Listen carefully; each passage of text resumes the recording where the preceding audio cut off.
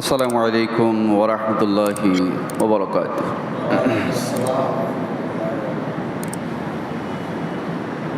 নাহমাদুহু ওয়া নাস্তাঈনুহু ওয়া নাস্তাগফিরুহু ওয়া নু'মিনু বিহি ওয়া নাতাওয়াক্কালু আলাইহি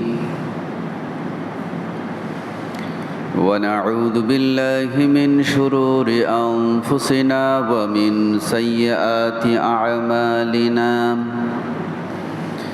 من يهده الله فلا مضل له ومن يضلله فلا هادي له ونشهد أن لا إله إلا الله وحده لا شريك له ونشهد أن سيدنا وحبيبنا ومولانا محمدا عبده ورسوله الذي أرسله بالحق بشيرا ونذيرا وداعيا إلى الله بإذنه وسراجا منيرا.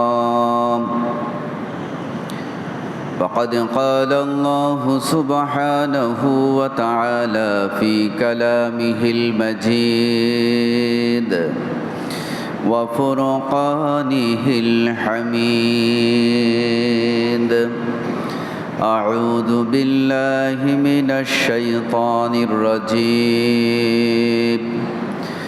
بسم الله الرحمن الرحيم. إن الله وملائكته يصلون على النبي يا أيها الذين آمنوا صلوا عليه وسلموا تسليما. صلى الله على سيدنا محمد وآله صلى الله على سيدنا محمد وآله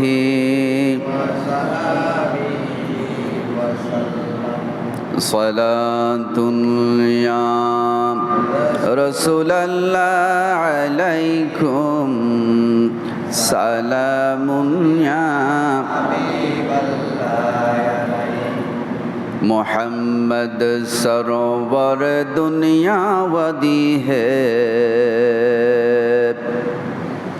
محمد بہتری کل آفری ہے صلاۃ یا رسول اللہ علیکم سلام یا حبیب اللہ شریعته طریقته تمامی حقیقت میں محمد کی غلامی صلاۃ یا رسول اللہ علیکم سلام یا حبیب اللہ دلم میں سوجد آزادگ جدائی ছে বুদে গর নবুদে আশানাই সালাতুল্লাহ রাসূলুল্লাহ আলাইকুম সালামুল্লাহ أما بعد فأعوذ بالله من الشيطان الرجيم. بسم الله الرحمن الرحيم.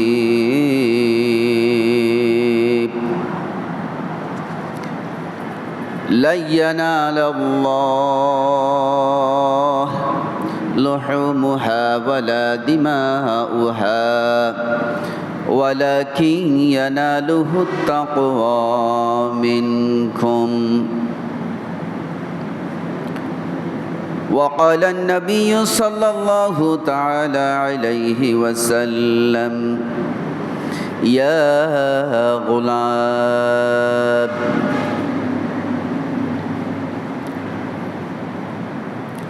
أعلمك بكلمات احفظ الله يحفظك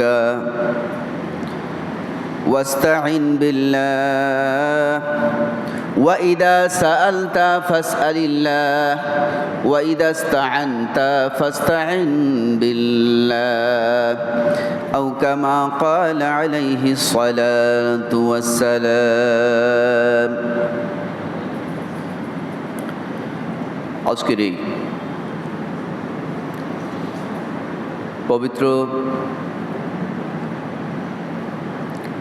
জিলকদ মাসের শেষ জুমা, আজকের এই পবিত্র জমায় আগত সম্মানিত মুরাব্বিয়ানে আযম, মুসল্লিয়ানে কারাম, আসসালামু আলাইকুম ওয়া রাহমাতুল্লাহি ওয়া বারাকাতুহু। আল্লাহ পাক রব্বুল আলামিনের দরবারে শুকরিয়া যে মহান রব্বুল আলামিন আজকের এই পবিত্র জুমায় আমাদের সকলকে সঠিক সময়ে উত্তর বারবাড়িয়াস্থ বাইতুন নুরজা মসজিদে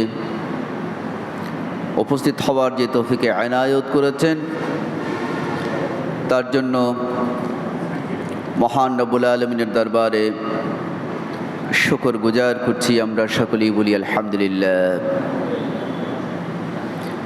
হাজারো দরুদ এবং সালাম জনাব মুহাম্মদ রাসূলুল্লাহ সাল্লাল্লাহু আলাইহি ওয়াসাল্লামের পবিত্র শানে পেশ করছি,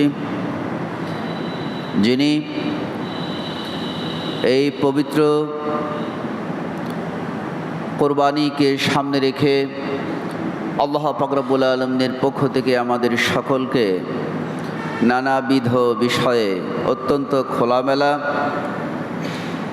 আলোচনা করেছেন, উম্মতকে দিক নির্দেশনা দিয়েছেন সেই নবী আকরাম সরকারে দু জাহাঁ সৈয়দুল আম্বিয়া জনাব মুহাম্মদ রাসূলুল্লাহ সাল্লাল্লাহু আলাইহি ওয়াসাল্লামের শানে অসংখ্য দরুদ এবং সালাম পেশ করার মধ্য দিয়ে আজকের খুতবার যে আলোচনা আমি আপনাদের সামনে তুলে ধরতে চাই।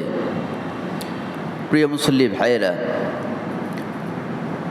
আল্লাহ পাক রব্বুল আলামিনের দেয়া পদ্ধতি, নিয়ম কানুন,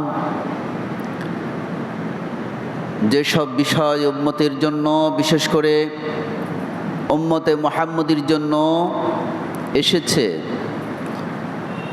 তার মধ্যে অন্যতম একটা বিষয় হচ্ছে পবিত্র কোরবানি, যার মাধ্যমে উম্মতে মুহাম্মদী আল্লাহ পাক রব্বুল আলামিনের সান্নিধ্যে কাছাকাছি যাওয়ার একটা সুযোগ তৈরি হয়। প্রিয় মুসল্লি ভাইয়েরা, আজকের জুমায় যে আলোচনা থাকছে তার যে মূল বিষয় তা হচ্ছে পবিত্র কোরবানি কি এবং কেন, তার উদ্দেশ্যটা কি, এ বিষয়ে খোলামেলা আলোচনা আল্লাহ পাক রব্বুল আলামিনের কালাম এবং রাসূল করিম সাল্লাল্লাহু আলাইহি ওয়াসাল্লামের হাদিসের আলোকে আপনাদের সামনে আমি অল্প সময়ে কিছু খোলামেলা কথা তুলে ধরব, যার ফলশ্রুতিতে পবিত্র কোরআনুল কারীমের একটি আয়াতে করিমা তেলাওয়াত করেছি। রাসূল করিম সাল্লাল্লাহু আলাইহি ওয়াসাল্লামের একটা অত্যন্ত গুরুত্বপূর্ণ হাদিস আপনাদের সামনে পেশ করেছি। প্রিয় ভাইরা, কোরবান শব্দের অর্থ হচ্ছে নৈকট্য বা কাছাকাছি বা সান্নিধ্যে যাওয়া। কোরবান এই শব্দটি কোরবুন থেকে এসেছে, যার অর্থ হচ্ছে করিব বা কাছাকাছি, নিকটে বা সান্নিধ্যে যাওয়া। আর আদহা শব্দের অর্থ হচ্ছে ত্যাগ স্বীকার করা, বিসর্জন দেওয়া। এক কথায় এই পবিত্র এই যে কোরবানির ঈদ বা কোরবানির যেটা, সেটার অর্থ দাঁড়ায় এই ত্যাগ স্বীকার বা বিসর্জনের মধ্য দিয়ে আল্লাহ পাক রব্বুল আলামিনের সান্নিধ্যে বা কাছাকাছি যাওয়ার চেষ্টা করা। আল্লাহ পাক রব্বুল আলামিন সৈয়দুল আম্বিয়া জনাবে মুহাম্মদ রাসূলুল্লাহ সাল্লাল্লাহু আলাইহি ওয়াসাল্লামের উম্মতের জন্য এরকম একটা ব্যবস্থাপনা আল্লাহ পাকের পক্ষ থেকে পেয়েছেন, যা হযরত আদম আলাইহিস সালাম থেকে শুরু করে প্রত্যেক পয়গম্বরের জন্য, উম্মতের জন্য আল্লাহ পাকের পক্ষ থেকে বিধান ছিল, নিয়ম ছিল, কানুন ছিল। যেমন হযরত আদম আলাইহিস সালামের সময়ে কোরবানির সূচনাটা এভাবেই হয়। আল্লাহ পাক রব্বুল আলামিন পবিত্র কোরআনুল কারীমের সূরা মায়েদা আলোচনা করেছেন, স্পষ্ট করেছেন এইভাবে, এই পৃথিবীর শুরুতে আল্লাহ পাক রব্বুল আলামিন হযরত আদম আলাইহিস সালাম এবং হযরত হাওয়া আলাইহা সালামকে যখন জমিনে পাঠালেন এই পৃথিবীকে আবাদ করার জন্য, আল্লাহ পাকের পক্ষ থেকে খলিফা তথা প্রতিনিধি হিসাবে, যেহেতু অন্যান্য মানব শূন্য এই পৃথিবী, আদম আলাইহিস সালাম থেকে যে সন্তান জন্মগ্রহণ করবে তাদের সন্তানদের মাধ্যমেই এই পৃথিবীর মানুষের বৈবাহিক সম্পর্ক, সামাজিক সম্পর্ক, পারিবারিক সম্পর্ক ইত্যাদি তৈরি হবে। এটাই স্বাভাবিক। দেখা যায় আদম আলাইহিস সালামের স্ত্রী হযরত হাওয়া আলাইহা সালামের কাছ থেকে সন্তান যখন জন্মগ্রহণ করত, তখন দুইজন করে সন্তান জন্মগ্রহণ করত, একজন ছেলে আরেকজন মেয়ে, অর্থাৎ একটি কন্যা সন্তান আর একটি পুত্র সন্তান। এইভাবে যমজ সন্তান আদম আলাইহিস সালামের কাছ থেকে এই পৃথিবীতে সন্তান হিসাবে জন্মগ্রহণ করত। এবং যখন এই সন্তানেরা বিবাহের উপযুক্ত হতেন, তাদের বিবাহের ধরন পদ্ধতি কীরকম হবে, আল্লাহ পাক রব্বুল আলামিনের পক্ষ থেকে নিয়ম, কানুন, শরীয়ত আল্লাহ পাক আদম আলাইহিস সালামকে, যেহেতু তিনি পয়গম্বর, ওনাকে দিতেন, সেভাবে বিবাহ শাদী হতো।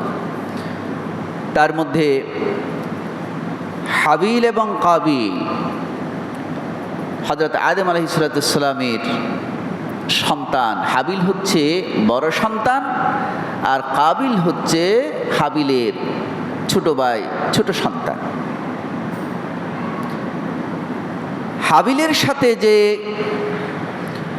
কন্যা জন্মগ্রহণ করেছিলেন, অর্থাৎ হাবিলের বোন, যিনি সহোদর বোন, তার নাম হচ্ছে ইয়ালুদা। আর কাবিলের সাথে যে যমজ বোন যিনি জন্মগ্রহণ করেছিলেন, তার নাম হচ্ছে আকলিমা।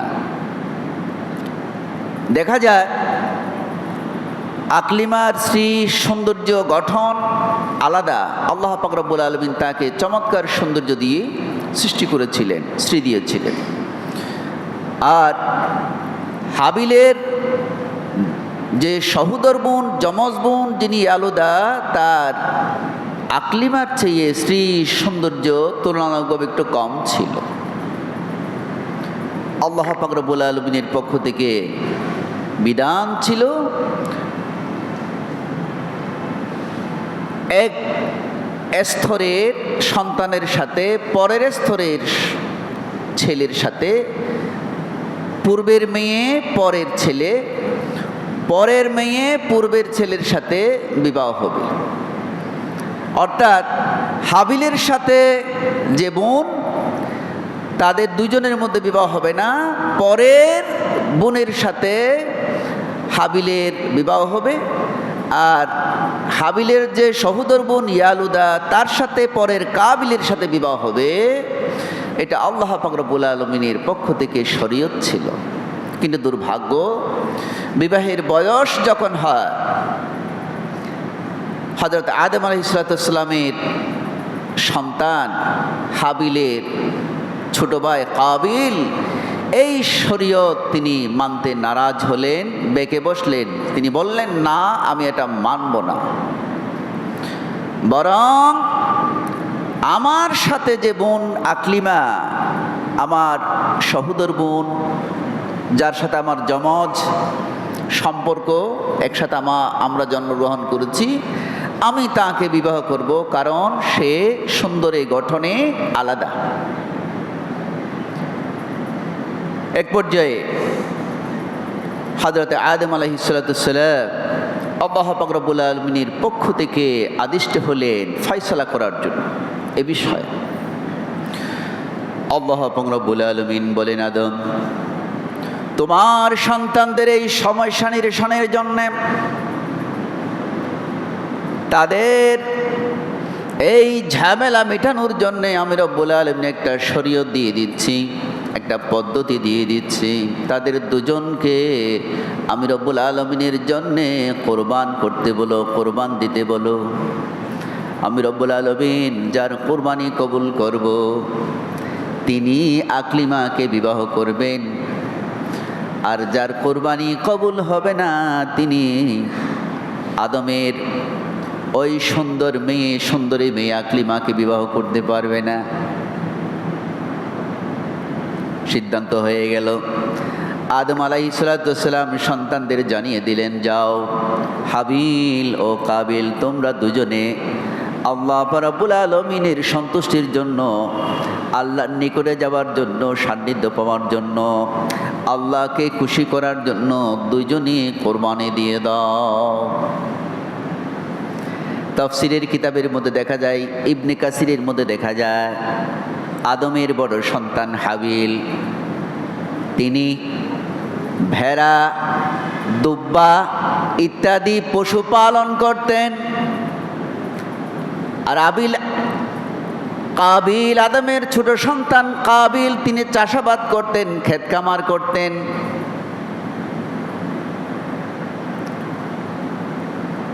এক বর্ণনায় দেখা যায়, কোরবানি দিয়ে দেওয়ার জন্য হাবিল তার পশুদের পক্ষ থেকে, ভেড়ার পালের পক্ষ থেকে, যেটা হৃষ্টপুষ্ট সুন্দর গঠনে, রুচিশীল, সুন্দর লাগে মানায়, এইরকম একটা বড় সুন্দর ভেড়া আল্লাহ রাব্বুল আলামিনের সান্নিধ্য লাভের জন্য, আল্লাহকে খুশি করার জন্য, কোরবানি দেওয়ার জন্য তিনি বাছাই করে নিলেন। অপরদিকে আদমের ছোট সন্তান কাবিল, তিনি গম এবং বিভিন্ন ক্ষেত কামারের কিছু বীজ আল্লাহ পাকের সান্নিধ্য পাওয়ার জন্য, কোরবানি দিয়ে দেওয়ার জন্য তিনি উপস্থাপন করলেন। আবার আরেকটা বর্ণনায় দেখা যায়, দুজনই পশু কোরবানি দিয়ে দিলেন, দুজনই পশু কোরবানি দিয়ে দিলেন। আল্লাহ রাব্বুল আলামিন পবিত্র কুরআনুল কারীমের মধ্যে ইরশাদ করেছেন, ইযা কাররাবা কুরবানান ফাতুকুব্বিলা মিন আহাদিহিমা ওয়া লাম ইউতাকাব্বাল মিনাল আখার। দুজনই কোরবানি দিয়ে দিলেন। ইতিমধ্যেই আল্লাহ রাব্বুল আলামিন জানিয়ে দিলেন, যার কোরবানি কবুল হবে তার ধরনটা এরকম হবে, আমি রব্বুল আলামিন আসমান থেকে একটা আগুন পাঠাবো, ওই আগুনটা যার কোরবানি কবুল হয়ে যাবে, যে আমাকে খুশি করার জন্য কোরবানি দিবে, তার কোরবানিটা আমি কবুল করব এইভাবে আমার আগুনটা ওই পশুর উপর গিয়ে পশুটাকে জ্বালিয়ে পুড়িয়ে দেবে। তার মানে আমি রব্বুল আলামিন তার কোরবানি কবুল করে নিলাম। আর যার কোরবানি কবুল হবে না, আমার এই আগুন সেই পশুকে টাচ করবে না, সেই পশুর উপর গিয়ে পড়বে না, সেই পশুটাকে জ্বালাবে না। কোরবানি দিয়ে দিলেন, দূরত্ব বজায় রেখে অবস্থান করতে লাগলেন। কার কোরবানি কবুল হয়? এক পর্যায়ে দেখা যায় আদমের বড় ছেলে হাবিলের কোরবানি আল্লাহ রাব্বুল আলামিন কবুল করে নিলেন। আগুনটা হাবিলের কোরবানির জবাইকৃত পশুর উপরে এসে ওই পশুটাকে জ্বালিয়ে পুড়িয়ে দিলেন। ফাইসালা হয়ে গেল। এখানে আর না মানার কোনো সুযোগ নাই।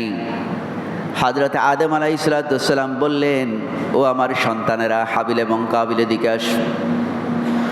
আল্লাহ পাক ফাইসালা করে দিয়েছেন, এখানে আর উল্টাপাল্টা কিছু করা যাবে না। সুতরাং হাবিলের সাথে তার ছোট বোন আকলিমার বিবাহ হবে, বিয়ে দিয়ে দিলাম। কাবিলের সাথে কাবিলের বড় বোন যিনি হাবিলের সহোদর ইয়ালুদা, তার সাথে বিবাহ হবে, বিয়ে দিয়ে দিলাম। ফাইসালা হয়ে গেল। ফাইসালা হওয়ার পরে হযরত আদম আলাইহিসসালামের ছোট ছেলে কাবিল ওই জায়গাতে প্রকাশ্যে ঘোষণা দিয়ে দিলেন, না না, আমি এটা মানব না, এই সিদ্ধান্ত আমি মানব না, প্রত্যাখ্যান করলাম। বরং আর ঘোষণা দিলেন, ক্বালা লাআকতুলান্নাকা।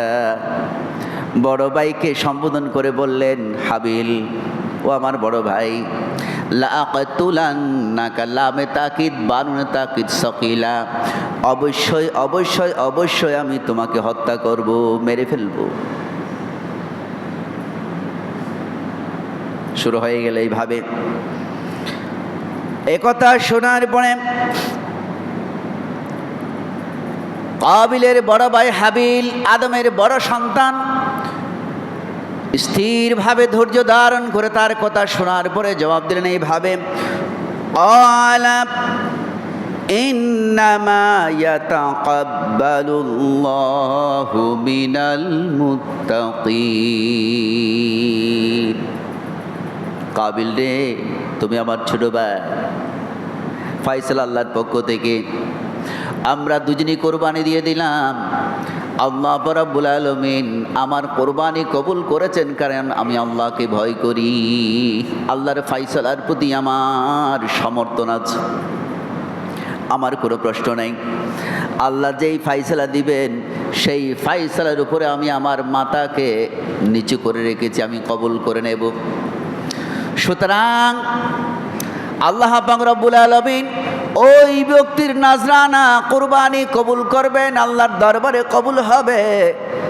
যেই ব্যক্তি আল্লাহ পাক রব্বুল আলামিনকে ভয় করেন, আল্লাহ পাক রব্বুল আলামিনকে খুশি করার জন্য, আল্লাহকে পাওয়ার জন্য সত্যিকার অর্থে কোরবানি দেবেন, ত্যাগ স্বীকার করবেন, বিসর্জন দেবেন, আল্লাহ রাব্বুল আলামিন তার কোরবানি কবুল করবেন। সুতরাং তুমি কেন আমাকে হত্যা করার জন্য হুমকি দিচ্ছ?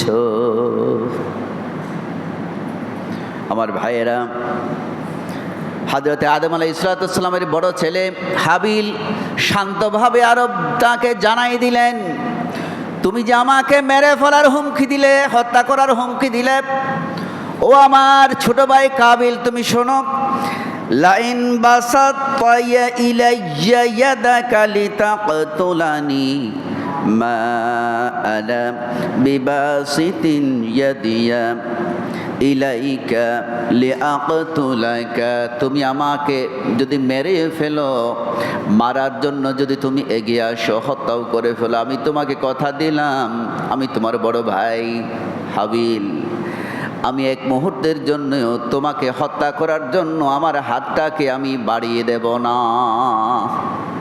আমি তোমাকে মারব না।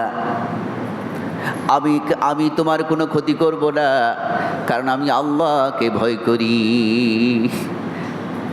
আমি আল্লাহকে পাওয়ার জন্য এই কাজ করেছি।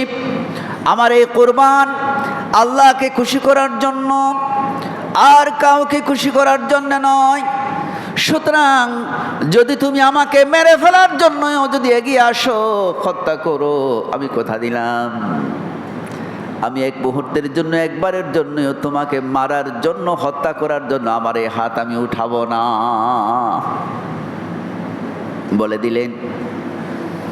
আমার ভাইয়েরা,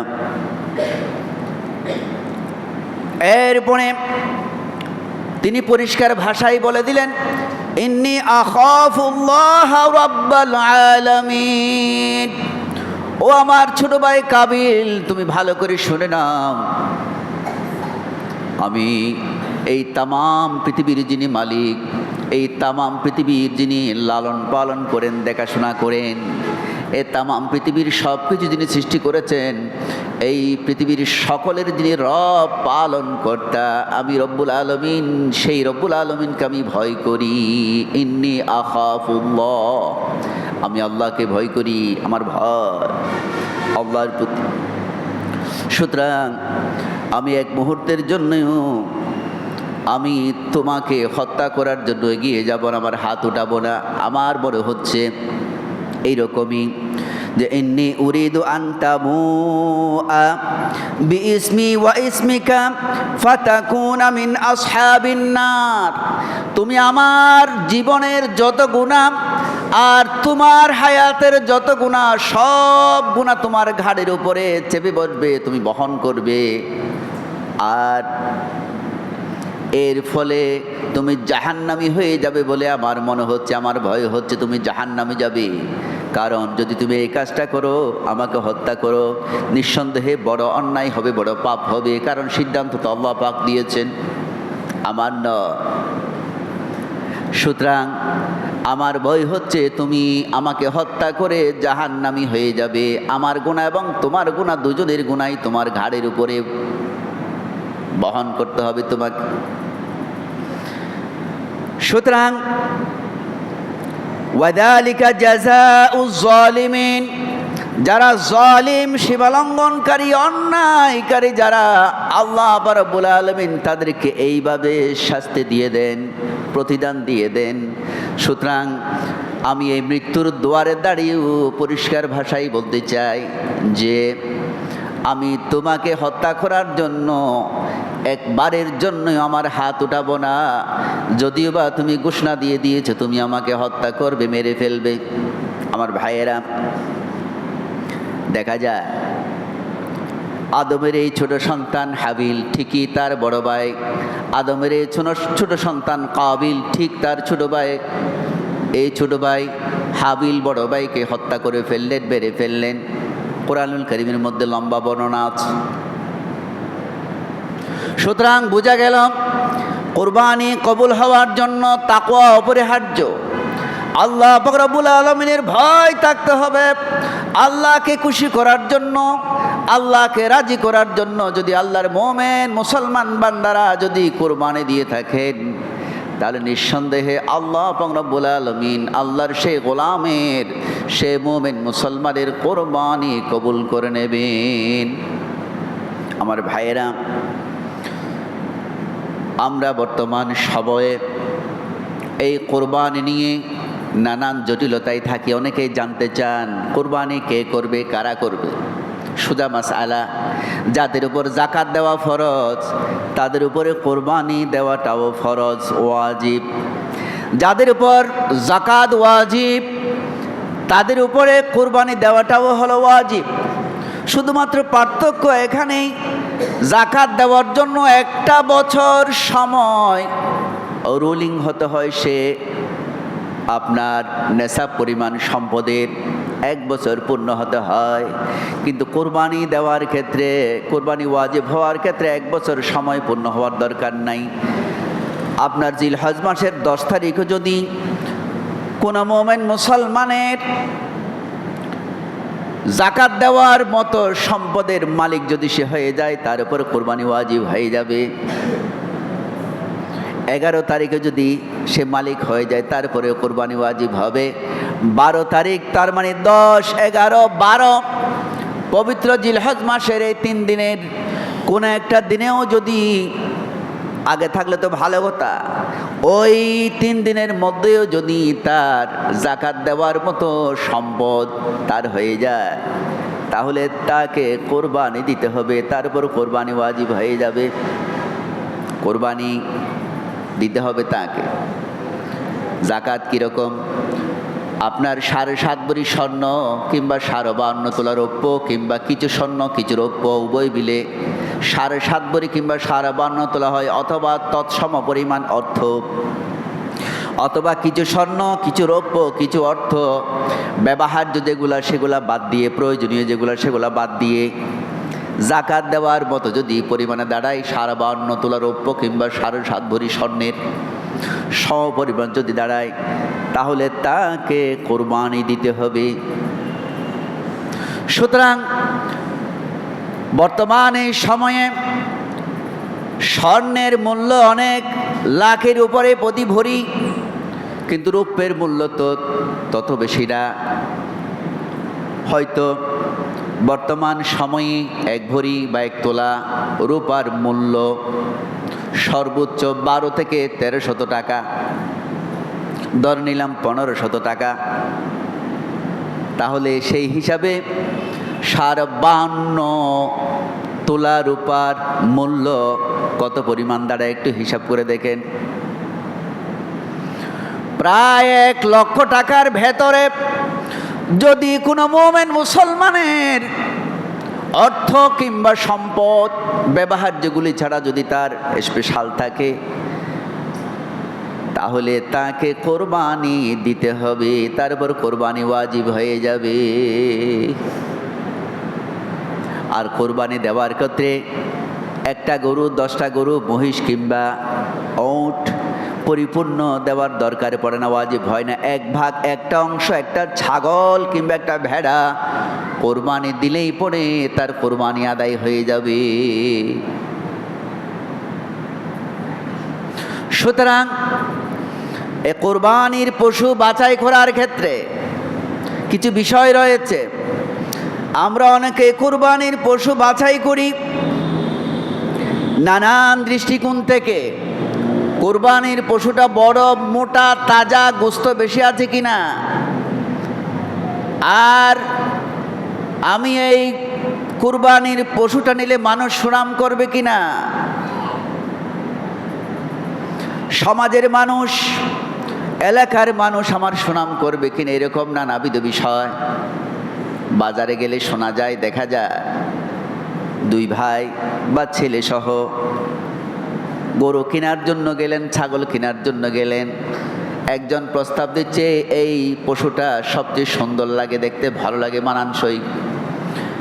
আরেকজন বলে না না, সেটাতে গোস্ত কম, ছোট, ওইটাতে গোস্ত বেশি, মোটা বেশি, গোস্ত বেশি। এইরকম আল্লাহর কসম আমার ভাইয়েরা, এই জাতীয় যদি কেউ কোরবানির পশু বাছাই করে গোস্ত বেশি হওয়ার খেয়াল করে কিংবা মানুষের সুনাম পাওয়ার খেয়াল করে এইরকম যদি কেউ কোরবানির পশু বাছাই করে, আল্লাহ পাক রব্বুল আলামিনের কাছে এই ব্যক্তির কোরবানি কখনো কবুল হবে না। পরিষ্কার কথা আমার ভাইয়েরা। এ কোরবানির পশু যদি কেউ নেয়ার পরে বিভিন্ন জায়গায় প্রদর্শন করে দেখায় যে এটা আমার কোরবানির জন্য নিয়েছি, দেখো কেমন লাগে, এইভাবে করে, তাহলে এই ব্যক্তি যে কোরবানি দেওয়ার জন্য পশুটা নিলেন সেটা কবুল হবে না। কেন হবে না? আল্লাহ পাক রব্বুল আলামিন বলেন, ইন্নামা ইয়াতাকাব্বালুল্লাহু মিনাল মুত্তাকিন। কারণ ওই কাজের মধ্যে, ওই ধরনের মধ্যে, ওই পদ্ধতির মধ্যে তাকওয়া বোঝা যায় না, তাকওয়ার খেলা ভয়। ফলে এই ব্যক্তির কোরবানি আল্লাহর দরবারে কবুল হবে না। এরপরে কোরআন এবং হাদিসের বিধান লঙ্ঘন করে যদি কেউ কুরবানির আপনার দিয়ে থাকেন কর্য করে হাওলাত করে নিজের কুরবানি দেওয়ার জন্য, তার উপর কোনো ওয়াজিব হয় নাই, ফরজ হয় নাই। ছেলে খাবে, পরিবার খাবে, কেমন জানি লাগে কুরবানি না দিলে, ইত্যাদি ইত্যাদি। কুরবানি কিন্তু ওয়াজিব ফরজ হয় নাই, সে কুরবানি দিয়ে দিচ্ছে। আল্লাহ রাব্বুল আলামিন বলেন এর কুরবানিও কুরবানি হিসাবে আল্লাহর দরবারে কবুল হবে না। কারণ ফামান কানা ইয়ারজু লিকা রাব্বিহি ফালইআমাল আমালান সালিহা। যে ব্যক্তি আল্লাহকে পেতে চায়, আল্লাহর সান্নিধ্যে যেতে চায়, আল্লাহ পাককে খুশি করতে চায়, তার উচিত হচ্ছে আল্লাহ পাক যেভাবে বলেন, যেভাবে রূপরেখা দিয়েছেন ঠিক সেভাবে করা। নেক কাজ করা, নেক আমল করা, ভালো কাজ করা। সুতরাং তার উপর কুরবানি ওয়াজিব হয় নাই, কিন্তু সে কুরবানি করার জন্য হাওলাত করে কর্জ নিয়ে নানানভাবে কুরবানি দিয়ে দিবে, কিন্তু সেটা কোরবানি হিসাবে আল্লাহর দরবারে কবুল হবে না। এরপরে হচ্ছে আপনার যদি অংশীদারিত্বের ভিত্তিতে কেউ কোরবান দিয়ে থাকে, অংশীদারিত্বের ভিত্তিতে যেমন একটা গরুর মধ্যে 7 জন পর্যন্ত দেওয়া যায়, 2 জন, 3 জন, 4 জন, 5 জন, 6 কিংবা 7 জন পর্যন্ত দেওয়া যায় 7 ভাগে। ওই ভাগাভাগির কুরবানির ক্ষেত্রে নিয়তের মধ্যে যদি 7 জনের 7 রকম হয়, গোশত বন্টনের মধ্যে যদি কোনো হেরফের হয়, তাহলে তার এদের এই কোরবানিটাও আল্লাহর দরবারে কবুল হবে না। যেমন এইরকমই 7 জন গেল, অথবা অংশীদারির ভিত্তিতে যারা 2 জন, 3 জন ইত্যাদি, তারা কোরবানির পশু বাছাই করার জন্য গেলেন। একজন পছন্দ করলেন সুন্দর দেখে, এটাই সুন্দর লাগে দেখতে, মানানসই, খুব ভালো লাগে, আল্লাহর জন্য কোরবানি দিব, সামর্থ্যের আলোকে সুন্দরটাই দেব। আরেকজন বলে যে না, এইটার ঠিক হবে না, কারণ এইটা দেখতে সাইজ একটু ছোট, আরও বড় হওয়া দরকার, গোশত যাতে বেড়ে যায়। এই যে গন্ডগোল বেঁধে গেল। অংশীদারিত্বের ভিত্তিতে কোরবানি করতে গেলে নিয়তের হেরফের হয়ে যায়, ফলে এই অংশীদারিত্বের ভিত্তিতে যারাই কোরবানি করলেন তাদের কারো কোরবানি আল্লাহ পাক রব্বুল আলামিনের দরবারে এরকম হলে কবুল হবে না। যথাসম্ভব একাই করার জন্য চেষ্টা করবেন, একটা ছাগল দিয়ে করেন, সমস্যা কোথায় আমার ভাইয়েরা? এরপরে যেই কথা এসে গেল, এখানে গোশত খাওয়ার নিয়ত যদি কেউ কুরবানি করে, গোশত খাওয়ার নিয়ত করে কুরবানি করা, আমার ছেলে আছে, মেয়ে আছে, পরিবার আছে, এরা কোথায় যাবে, কি খাবে, তাই কোরবানি করে ফেলি, এরকম যদি কারো খেয়াল থাকে, তাহলে তার কোরবানিও আল্লাহর দরবারে কবুল হবে না। এরপরে আরেকটা যে গুরুত্বপূর্ণ যে কথা, কোরবানির পশু যেটা আমরা ক্রয় করব, কিনে নেব, যে অর্থ যেটা, ওই অর্থটা হালাল কিনা, বৈধ কিনা। যদি অবৈধ কোনো টাকা দিয়ে কোরবানির পশু ক্রয় করে, তাহলে করে পরিষ্কার কথা, কুরবানি হিসেবে আল্লাহর দরবারে কবুল হবে না। কেন হবে না? তার কারণ হচ্ছে আল্লাহ পাক রব্বুল আলামিন বলছেন, ইয়া আইয়ুহাল্লাযীনা আমানু আনফিকু মিন তাইয়্যিবাতি মা কাসাবতুম। বান্দারে, আমার পথে খরচ করতে চাও, আমাকে খুশি করতে চাও, তাহলে তোমার উপার্জনের মধ্যে হালাল উপার্জন যেগুলি, সেগুলা থেকে আমার পথে তুমি খরচ করো। কোরবানি দেবে আমাকে খুশি করার জন্য, তাহলে তোমার বৈধ উপার্জন, হালাল উপার্জন যে তোমার কাছে আছে, সেখান থেকে আমার জন্য কোরবানি দেওয়ার জন্য সেখান থেকে খরচ করো। তাহলে আমি রব্বুল আলামিন তোমার হালাল উপার্জিত সম্পদের দেয়া কোরবানি আমার দরবারে কবুল হয়ে যাবে। নিয়ত ঠিক থাকবে, কবুল হয়ে যাবে।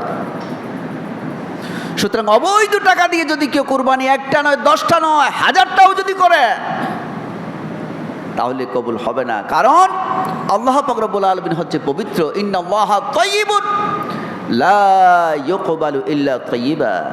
আল্লাহ নিজেই পবিত্র, পরিচ্ছন্ন। তিনি পবিত্র ছাড়া অপবিত্র কোনো কিছুই তার দরবারে কবুল হয় না, যতই কিছু পেশ করা হোক না কেন। প্রিয় ভাইরা আমার, আল্লাহ পাক রব্বুল আলামিন কোরআনুল কারীমের পরিষ্কার ভাষায় যে বক্তব্য দিয়েছেন, কথা বলেছেন,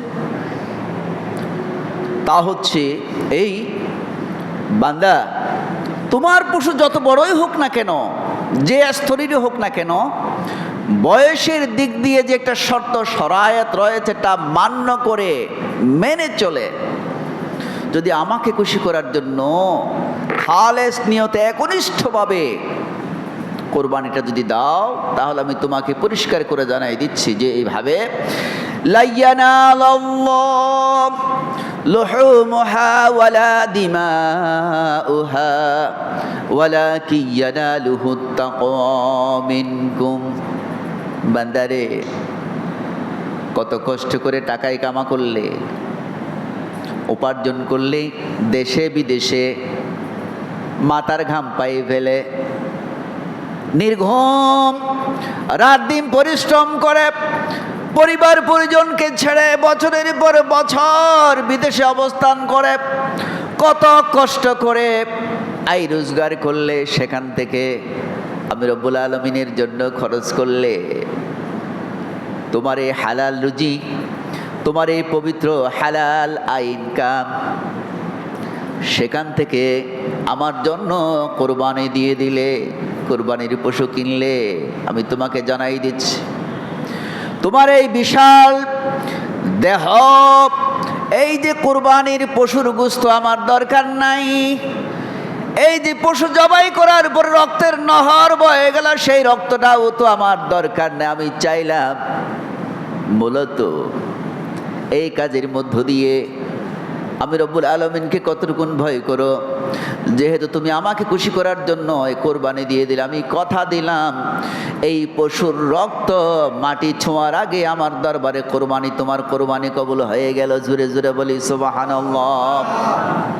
যেমনি ভাবে আমার পয়গম্বর হযরত ইব্রাহিম খলিলুল্লাহ, যাকে আমি স্বপ্ন যুগে কোরবানি করার জন্য, কলিজার টুকরা সন্তানকে কোরবানি দেওয়ার জন্য আমি হুকুম করেছিলাম, আমার পয়গম্বর হযরত ইব্রাহিম খলিলুল্লাহ আমার এই কথা শুনে তাকে আমি পরস্পর তাফসীর ইবনে কাসিরের মধ্যে এসেছে হযরত ইব্রাহিম আলাইহিস সালাতু ওয়াসসালাম পরপর তিনবার তিনি স্বপ্ন দেখেন তার কলিজার টুকরা সন্তানকে আল্লাহ রাব্বুল আলামিনকে খুশি করার জন্য কোরবানি দিয়ে দিচ্ছে।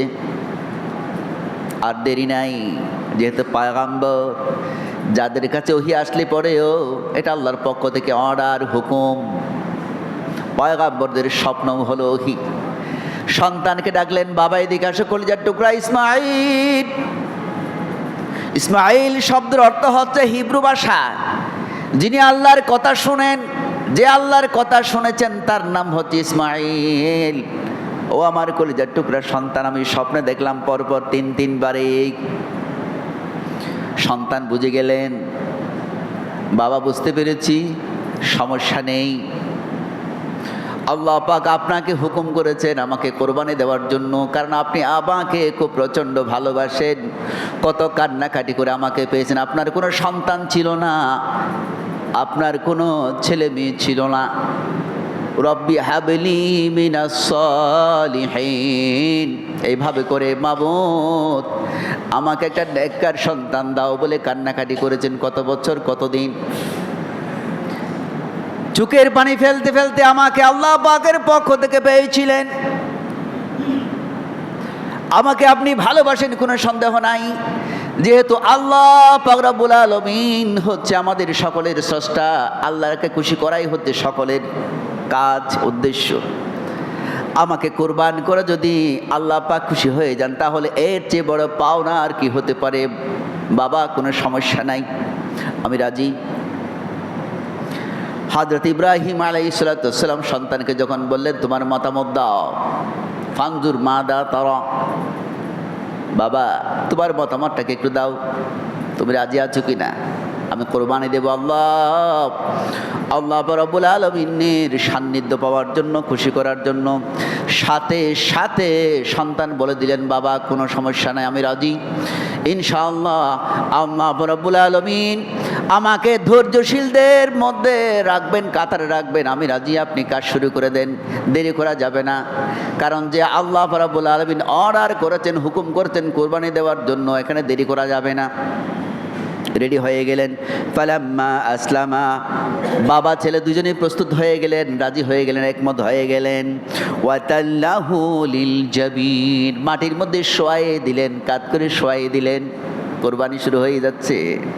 বাবা কলিজার টুকরার সন্তান যাকে দীর্ঘদিন কান্নাকাটি করে পেয়েছেন তাকে কোরবানি দিয়ে দেবে, শুরু হয়ে যাচ্ছে। এরপরে অনেক চেষ্টা করে, হাজারো চেষ্টা করে, ধারালো অস্ত্র দিয়ে, ছুরি দিয়ে কোরবানি দিয়ে দেওয়ার জন্য গলা দিয়ে চালাতে থাকেন, কিন্তু কাটে না। আমার ভাইয়েরা, কিতাবে দেখা যায় আসমান জমিন, পাহাড় পর্বত, পশু পাখি সহ, ফেরেশতারা সহ কান্নাকাটি শুরু করে দিয়েছেন। এমন সময়ে আল্লাহ পাক রব্বুল আলামিনের পক্ষ থেকে আহ্বান এসে যায়, ওয়ানাদাইনাহু আইয়া ইব্রাহিম, ইব্রাহিম আলাইহিস সালামকে ডাক দিলেন, ও আমার খলিল ইব্রাহিম। ডাক এসে গেল। হযরত ইব্রাহিম আলাইহিস সালাম ছুরি চালানো বন্ধ করে দিয়ে আকাশের দিকে তাকাই দেখতে পেলেন কদ সাদ্দাকাতার রুয়া, ওই যে আহ্বান করলেন, ডাক দিলেন, তুমি তোমার দায়িত্ব যথাযথ পালন করেছো, কোরবানি তোমার কাজ হয়ে গেছে। হযরত জিবরাইল আমিন আলাইহিস সালামকে দেখতে পান, ইব্রাহিম খলিলুল্লাহ। দেখা যায় এক বিশাল, ইন্না কাযালিকা নাজিল মুহসিনিন ইন্না হাযা লাহুয়াল বালাউল মুবিন ওয়া ফাদাইনাহু বিযিবহিন আযীম, বিশাল এক পশু নিয়ে, বিশাল এক পশু।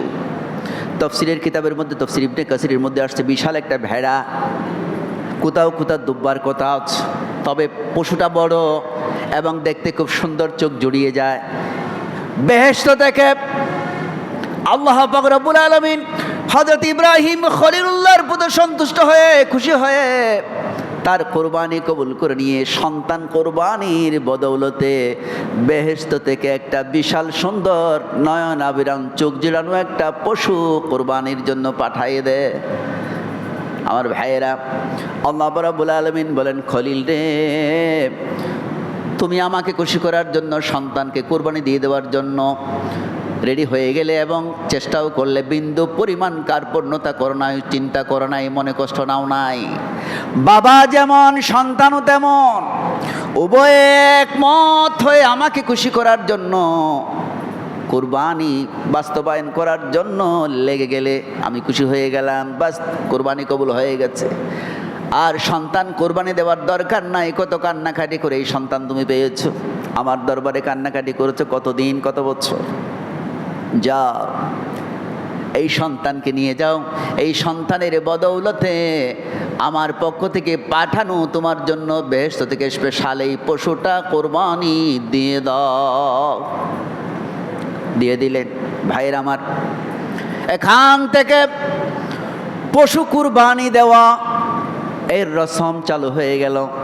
যদিও বা হযরতে আদম আলাইহিস সালাম থেকে শুরু করে আল্লাহ রাব্বুল আলামিন পবিত্র কোরআনুল কারীমের মধ্যে বলেছেন, প্রত্যেক উম্মত, প্রত্যেক পয়গম্বরের জন্য বিভিন্ন ধরনে, বিভিন্ন ভঙ্গিমায়, বিভিন্ন নিয়মে কোরবানির ব্যবস্থা রেখেছিলেন। বলতে চায়, আল্লাহর দরবারে কোরবানি কবুল হওয়ার জন্য মিনিমাম দুইটা শর্ত। একটা শর্ত হচ্ছে, উদ্দেশ্য একটাই থাকবে, আল্লাহকে খুশি করার জন্য এই কাজটা করছি। আর একটা শর্ত হচ্ছে আমার ভাইয়েরা, কুরবানির পশু কেনার জন্য যে টাকা, অর্থ, যেটা নিশ্চয় এটা হালাল হতে হবে, বৈধ হতে হবে। অবৈধ হারাম কোনো টাকা দিয়ে কোরবানি করলে একটা নয়, দুইটা নয়, হাজারটাও যদি করে, আল্লাহর দরবারে কখনো কবুল হবে না। তাই আমার ভাইয়ের, আসুন আমরা সকলেই কোরবানির এই পূর্ববর্তী সময়ে যেহেতু আমাদের মানসিক প্রিপারেশন রয়েছে, যারা কোরবানি দেব একমাত্র আল্লাহকে খুশি করার জন্য, আল্লাহর সান্নিধ্য পাওয়ার জন্য। আমি যে আল্লাহর গোলাম, এটা যে আমার দায়িত্ব। আল্লাহ পাক আমাকে শক্তি দিয়েছেন, সামর্থ্য দিয়েছেন, কোরবানি দেওয়ার মতো সম্পদের মালিক করেছেন, তার শুকরিয়া স্বরূপ আমি এই কোরবানিটা একমাত্র আল্লাহকে খুশি করার জন্য দেব, এবং হালাল অর্থ, বৈধ অর্থ দিয়েই আমি এই কোরবানিটা দেব। তার মানে নয় অবৈধ অর্থ, হারাম অর্থ অন্যদিকে আমি জমাট বেঁধে একেবারে জমা করে রেখে দেব, বিষয়টা সেরকম নয়। সমস্ত হারাম থেকে সবসময় বাঁচার জন্য আল্লাহ পাক রব্বুল আলামিনের দরবারে আশা করতে হবে, আকাঙ্ক্ষা করতে হবে, চেষ্টা করতে হবে। তাহলেই আমাদের কোরবানি, আমাদের ত্যাগ, আমাদের বিসর্জন সবটুকুন আল্লাহ পাক রব্বুল আলামিনের দরবারে কবুল হবে। আল্লাহ, তুমি আমাদের সকলকে কোরবানি কবুল হওয়ার মতো সেরকম কাজ যাতে আমরা করতে পারি, সেরকম পশু যাতে আমরা কিনে নিতে পারি, সেরকম পদ্ধতি যাতে আমরা অনুসরণ করতে পারি, সেই তৌফিক আল্লাহ তুমি আমাদের সকলকে দাও। আমার প্রিয় ভাইয়েরা, রাসূল করিম সাল্লাল্লাহু আলাইহি ওয়াসাল্লাম হযরত আব্দুল্লাহ ইবনে আব্বাস রাদিয়াল্লাহু তাআলা আনহুকে একটা নসিহত করলেন। ইয়া গোলাম, আব্দুল্লাহ ইবনে আব্বাস হচ্ছে আল্লাহ রাসূলের আপন চাচাতো ভাই, বয়স কম, রইসুল মুফাসসিরিন, আল্লাহর এই কোরআনের সবচেয়ে বড় মুফাসসির যিনি, তিনি হচ্ছেন হযরত আব্দুল্লাহ ইবনে আব্বাস রাদিয়াল্লাহু তাআলা আনহু। তাকে বলেন, ইয়া গোলাম, ও বালক শোনো, এদিকে আসো, তোমাকে কিছু আমি নসিহত করব, উপদেশ দেব। এই নসিহত উপদেশগুলি তুমি গ্রহণ করবে, মানবে, মেনে চলবে, তাহলে তুমি অনেক মর্যাদার অধিকারী হতে পারবি হকাল এবং পরকাল সবখানে। সেই নসিহত, সেই উপদেশ কি?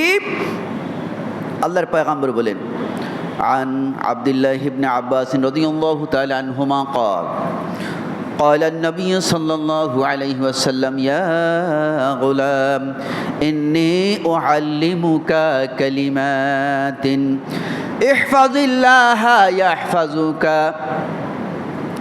وإذا استعنت فاسأل الله وإذا سألت فاسأل الله। ও গোলাম, ও বালক, সব সময় আল্লাহকে স্মরণ রাখিও, সব সময় আল্লাহকে স্মরণ রাখবে, আল্লাহকে ভুলে যেও না, তাহলে আল্লাহ তোমাকে সব সময় খেয়ালে রাখবে, আল্লাহ তোমাকে ভুলে যাবে না। এরপরে যখন তোমার কোনো কিছু চাওয়া প্রয়োজন পড়ে, কোনো কিছু চাও, তখন তুমি আল্লাহর কাছে চাইও, অন্য কারো কাছে না। এরপরে যখন তোমার কোনো সাহায্য সহযোগিতার প্রয়োজন হয়, তখন তুমি আল্লাহ পাক রব্বুল আলামিনের কাছে সাহায্য চাইও, অন্য কারো কাছে না। এই কথাগুলি তুমি, এই কালিমাতগুলি, এই বাক্যগুলি তুমি ভালোভাবে সংরক্ষণ করিও, হেফাজত করিও, তাহলে ইহকাল এবং পরকাল তোমার জন্য কল্যাণে ভরপুর থাকবে, তোমার জন্য নেক আমলে ভরপুর থাকবে। এই বিষয়গুলি আমল করার পরে তোমার দুনিয়া এবং আখিরাত উভয় আল্লাহ পাকের দরবারে কবুল হয়ে যাবে। সুতরাং তুমি এই বিষয়গুলি আমল করবে। আমার ভাইয়েরা, আমরাও আমাদের জীবনের প্রত্যেকটা পরতে পরতে, প্রত্যেকটা জায়গায় বিষয়ে আমরা আল্লাহকে স্মরণ করব, আল্লাহকে ভুলে যাব না। আমাদের যে কোনো কিছুর প্রয়োজন আমরা আল্লাহর দরবারে পেশ করব, সাহায্য সহযোগিতা সহ যা প্রয়োজন, যা সওয়াল করা দরকার আল্লাহর কাছে আমরা চাইব। আল্লাহ পাক রব্বুল আলামিন আমাদের জন্য কোনো না কোনো ব্যবস্থা করে দেবেন, দরজা খুলে দেবেন। আল্লাহ পাক রব্বুল আলামিন আমাদের সকলকে সব কথাগুলি বোঝার এবং আমল করার তৌফিক দান করুক। সকলে বলি আমিন। আসসালামু আলাইকুম ওয়া রাহমাতুল্লাহি ওয়া বারাকাতুহু।